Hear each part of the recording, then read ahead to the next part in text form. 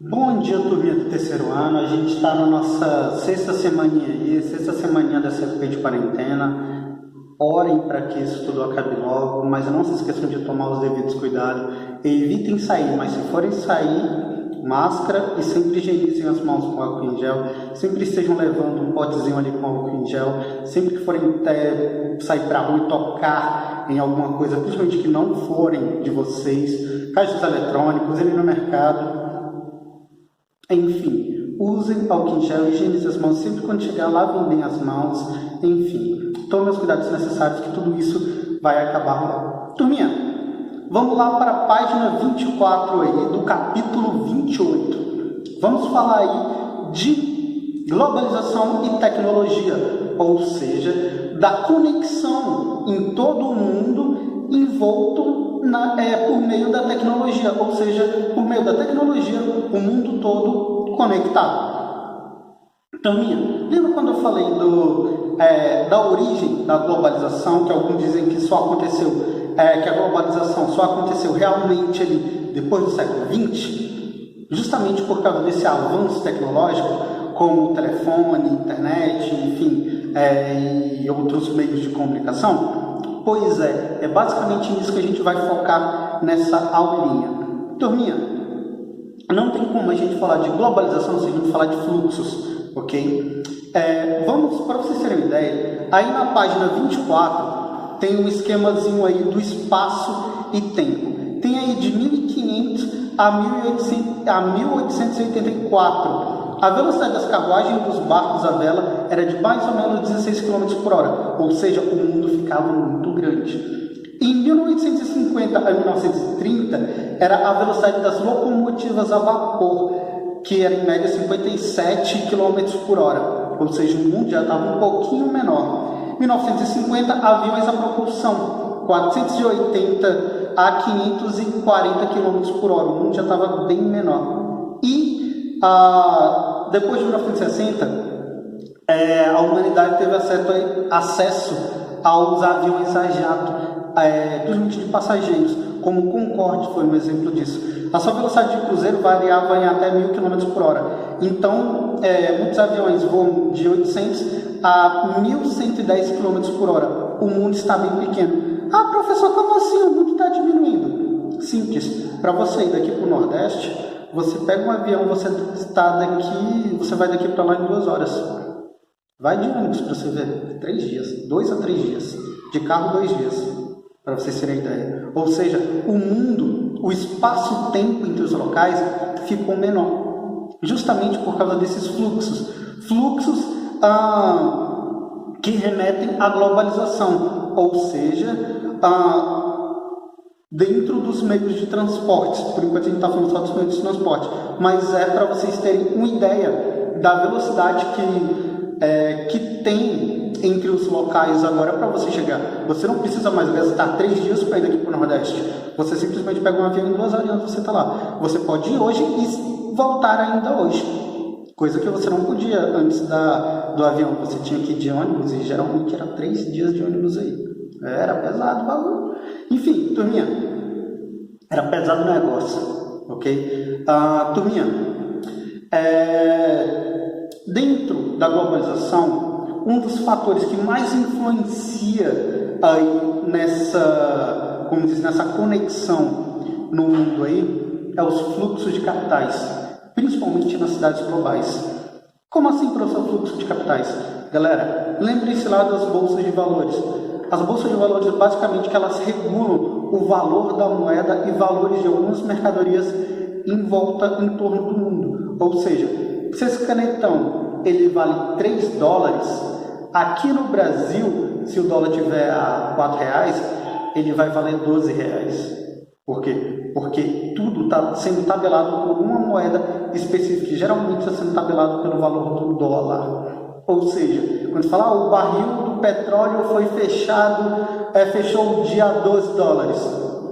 Se ele fechou a 12 dólares e o dólar está a 4 reais, isso quer dizer o quê? Que se você estiver aqui no Brasil, você quiser comprar um barril de petróleo, você vai ter que pagar 4 reais por dólar. Ou seja, se ele está a 12 dólares, 12 vezes 4, US$ 48, perdão. Você vai ter que pagar R$ 48, que é o que equivale a esses $12 aí, para ter um barril de petróleo. Basicamente, isso acaba regulando aí os valores, as bolsas de valores acabam regulando os valores de muitas mercadorias e os valores da moeda em si, ok? Aí vocês lembram lá daquela aulinha que eu falei lá sobre o padrão ouro que foi quebrado e acabou gerando crises e tudo mais, que aí as moedas começaram a ter valores independentes e aí foi... Enfim, tudo isso tem a ver com esses fluxos de capitais, principalmente nessa era tecnológica que a gente está vivendo. Ou seja, tanto que a situação política do Brasil atualmente, quando tem alguma instabilidade política, vocês podem notar que tem um reflexo que na moeda, o dólar acaba ficando mais caro. Por quê? Porque o real acaba desvalorizando. Professor, mas por quê? Simplesmente porque o valor da moeda ele é determinado conforme o investimento ali dos acionistas em determinadas empresas, em determinados produtos, na compra e venda de produtos, enfim. Professor, ainda não estou entendendo. Vamos colocar assim um exemplo mais prático. Imagina só, você vai investir $100 aqui no Brasil. Então, você fala assim, vou investir $100 lá e eu vou querer um número X aí de mercadorias. Mas, essas mercadorias, você só consegue, digamos assim, 5 mercadorias por esses $100. Mas aí, o que acontece? Tem uma crise aqui no país, motivada por uma crise política. Vamos, sei lá, o presidente saiu, o novo presidente aí que assumiu, ele acabou acabou cortando alguns gastos, isso teve um reflexo no comércio, e o mercado ali, ou seja, os produtos nacionais acabou se desvalorizando. Ou seja, com $100 que você investiu, você não ia ter mais os 5 produtos, você poderia ter até 10 produtos, mas com valor mínimo. E o que isso acontece aqui pro pessoal aqui de dentro, ou seja, para o comércio aqui? O comércio acaba perdendo de certa forma. Por quê? Porque teve uma desvalorização do real. E desvalorizando o real, a moeda americana faz o quê? O valor dela aumenta. O valor da moeda americana crescendo, os produtos importados vão ficar mais caros também. E os produtos internacionais ficando mais caros, basicamente, quando ele chegar aqui no Brasil, se ele era comprado a $1, ele passou a ser comprado, um exemplo, lógico, a $4. Se ele foi comprado a $4 e o valor do real abaixando, adivinha quando vocês vão comprar isso aqui? Se o dólar tiver assim, vocês vão ter que comprar o produto que vocês compravam por R$4, vocês vão gastar R$20 para ter o mesmo produto. E isso diminui o poder de compra do brasileiro. Diminuindo o poder de compra do brasileiro, diminui também o dinheiro que entra nos cofres públicos. Só para vocês terem ideia do efeito que tudo isso dá. Como a política em si acaba interferindo aí nesse fluxo de capitais nas bolsas de valores, ok? Turminha, mas nesses fluxos de capitais teve um lado bom também, que foi a popularização da internet. Professor, como assim a popularização da internet? Que nem eu falei, se eu citei exemplos, você consegue comprar mercadorias da China em um clique. Você pega o celular ali, instala o Wish, aí você tá lá e olha que legal, tem esse... que a Ruth lá vem aquelas coisas bem inúteis, mas que a gente gosta de comprar, né? Tipo, olha, tem esse babador pra gato aqui, aí beleza, aí você vai com um babador pra gato. E aí, em 3 meses, chega aqui no Brasil, mas você comprou bem baratinho. E você comprou da China sem precisar sair de casa.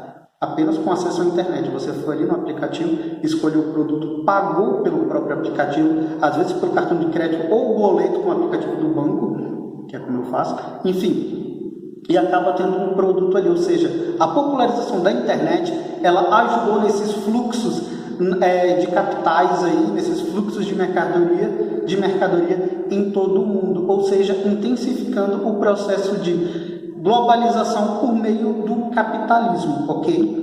Mas a gente não pode esquecer do outro lado da moeda, ou seja, do quê? Da exclusão digital. Nem todo mundo tem acesso à internet. Principalmente, um dos fatores que mais se reflete nisso é nos obstáculos ao acesso à escolarização. Nem todo mundo tem acesso à internet para poder fazer pesquisas na internet. Vocês estão na era de ouro aí, que simplesmente estão em casa. Eu quero fazer um trabalho, eu vou ali no Wikipedia e pesquisei e pronto. Quando eu estudava, não tinha esse negócio de internet não. Era a cara no livro mesmo.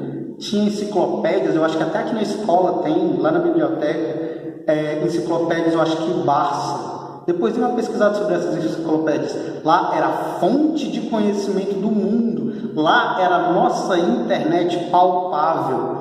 Era geralmente essas enciclopédias. Tinha a Barça, tinha outras enciclopédias aí, que nossos trabalhos escolares eram feitos por essas enciclopédias.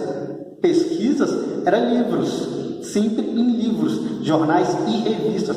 Qual foi a última vez que você leu um jornal? Qual foi a última vez que você leu uma revista ou fez uma pesquisa em um livro? Até nos trabalhos que eu passo para vocês, quando eu peço a bibliografia, sempre tem lá um site. Pois é, e os livros? Ninguém lembra mais dos livros. Mas eu sempre prefiro pesquisar em livros. Até hoje, sempre quando eu estou fazendo pesquisa, eu prefiro pesquisar nos livros do que na internet. Lógico, eu peguei também uma época, quando o VaptVupt surgiu, ele fazia muitas pesquisas escolares. Então você ia ali, pedia o assunto ali, a pessoa pesquisava lá para você e já acontecia com a pesquisa. Mas, graças ao avanço da internet, ao avanço da tecnologia, hoje quase todo mundo tem acesso a um computador com internet, ou um celular com internet. Mas a exclusão digital ainda é algo que está forte aí em todo mundo.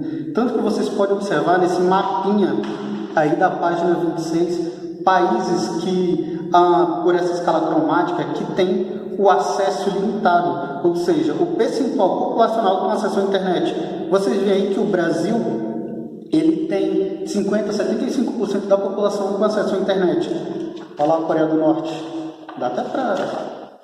Coreia do Norte está bem aqui, ó. Dá para ver? Pois é, tá cinza. E o cinza é o quê? Dados não disponíveis.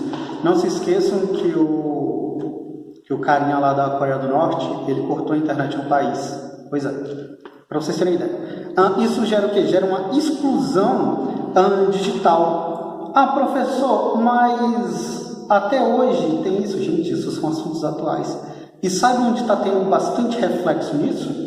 Agora, com as aulas online. É por isso que muito teve aquele pedido para o adiamento do Enem. Não foi apenas porque o conteúdo, muitos não estão conseguindo entender o conteúdo das aulas online. Inclusive, se vocês não estiverem entendendo, lembre-se, deem um feedback. O WhatsApp está aí, podem mandar mensagem, professor, não entendi, ou no próprio link, no próprio livro, ou no próprio vídeo, enfim. Se tiverem dúvida, tirem as dúvidas. O que acontece, galera? Muitas escolas públicas, principalmente nas escolas públicas, o pessoal não tem acesso, tem muita gente que não tem acesso à internet, não tem um computador, não tem um celular. Como é que essas pessoas vão acompanhar aulas online? Entendem? E isso gera o quê? Isso acaba sendo obstáculos no acesso à escolarização. A gente tem acesso a computador, tem acesso a celulares, e a gente consegue ter um aprendizado, beleza, que as aulas online não são a mesma coisa que as aulas presenciais, mas a gente consegue ter um aprendizado maior. Agora, quem não está tendo acesso a isso? Imagina só a situação deles. Esse é um dos motivos do pedido do adiamento do Enem.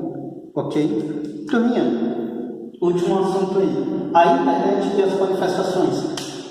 Como a gente sabe, muitas pessoas costumam marcar muitos encontros pela internet. E muitos desses encontros têm viés político. Como foi o caso que aconteceu em 2011, no evento conhecido como Primavera Árabe. Muitos países ali do Oriente Médio, ou seja, como se fala, países ali como Egito, Líbia e Síria, eles tiveram manifestações sociais, populares ali, organizadas pela internet. Inclusive, o governo do Egito caiu graças a essas movimentações, graças a essas manifestações. 18 dias de manifestações sendo organizadas, programadas aí pela internet, para vocês terem ideia do poder que a internet tem. Você consegue manifestar a sua opinião, uma ideia, simplesmente a um clique. O Facebook tem para isso, você consegue se conectar com alguém que está em outro país, simplesmente expondo ali sua ideia. Deixa o carro passar ali, galera. Outro exemplo que aconteceu foi na Grécia também, ou seja, tendo acesso à internet, você pode movimentar um grande número de pessoas aí compartilhando a mesma ideia. Vocês conseguem unir essas pessoas.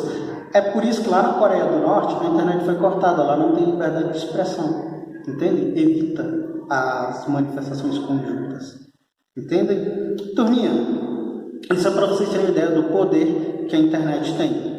Tanto que até no Twitter tem a hashtag lá, quando você quer compartilhar de uma mesma ideia, você coloca a hashtag lá e o assunto, e todas as pessoas que fizerem algum comentário sobre aquele assunto, basta colocar a hashtag ali, que todos que estiverem seguindo aquela hashtag, compartilhando aquela hashtag, vão estar por dentro daquele assunto ali ou daquilo que você falou. Foi basicamente isso que aconteceu aí nos países do Oriente Médio lá, com os eventos da Primavera Árabe, como das manifestações que teve lá na Grécia em 2012, todos movimentados pela internet, entendem?